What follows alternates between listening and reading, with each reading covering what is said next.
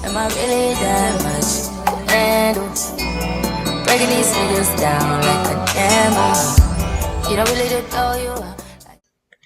Hai semua, kembali lagi bersama saya Slaynis BBM. Di sini saya akan menjelaskan kembali tentang metode, yaitu metode hot fit. Di sini saya sudah memilih satu jurnal yang sudah menggunakan metode hot fit dengan berjudul Evaluasi Sistem Informasi Manajemen Rumah Sakit dengan metode hot fit di Rumah Sakit Umum Daerah Raden Matahir Jambi dengan menggunakan metode hot fit.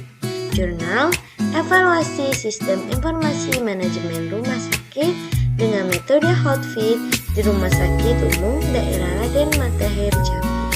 Penulisnya yaitu Supriyono Andresta Meliela Sri Kusuma Dewi.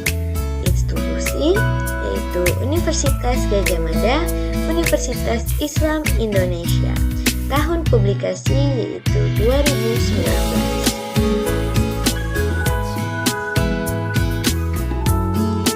Yang pertama yaitu metode hot fit. Metode hot fit masalah utamanya yaitu penerapan sistem informasi manajemen rumah sakit atau SIM-RS di RSUD Raden Matahir Jambi belum optimal dan belum sepenuhnya mendukung tujuan, visi dan misi organisasi.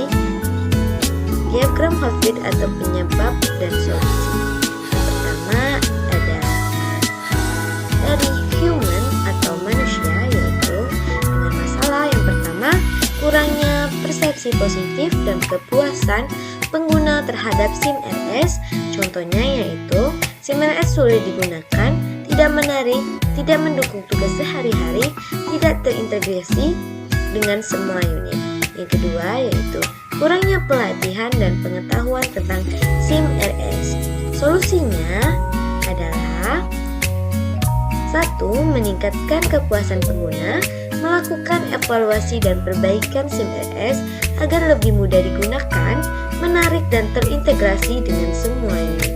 Yang kedua yaitu pelatihan dan pengembangan. Memberikan pelatihan dan pengembangan kepada tenaga medis dan staf terkait dengan SIM-RS untuk meningkatkan pemahaman dan keterampilan dalam menggunakannya. Yang kedua ada dari organization atau organisasi. Masalah yang terdapat di organisasi yang pertama yaitu kurangnya dukungan manajemen terhadap SIM-RS.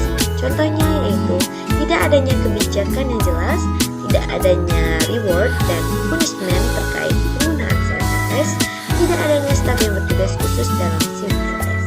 Yang kedua yaitu kurangnya integrasi data antar unit. Jadi sudah diberikan solusinya. Untuk yang solusi yang pertama yaitu dukungan manajemen. Membangun komitmen dan dukungan penuh dari manajemen terhadap SIM-RS dengan membuat kebijakan yang jelas, memberikan reward dan punishment yang tepat, dan menjadikan staf khusus untuk mengelola SIM-RS. Yang kedua yaitu integrasi data.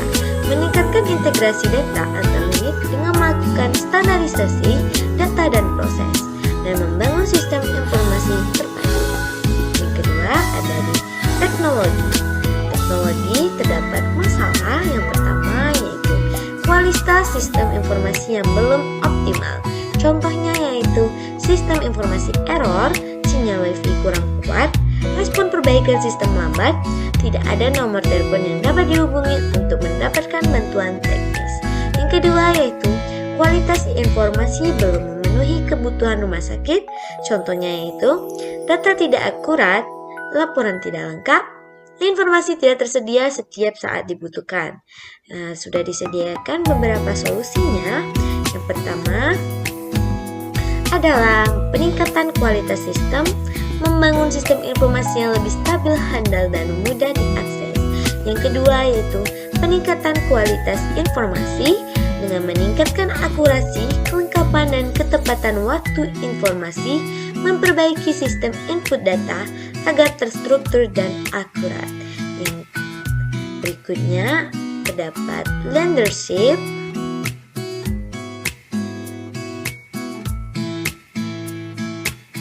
atau kepemimpinan.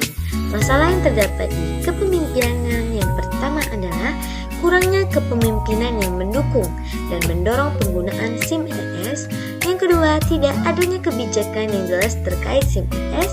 Solusinya yang pertama, dukungan kepemimpinan, mendorong pemimpin untuk menjadi agen perubahan dan memberikan contoh dalam menggunakan SIM RS.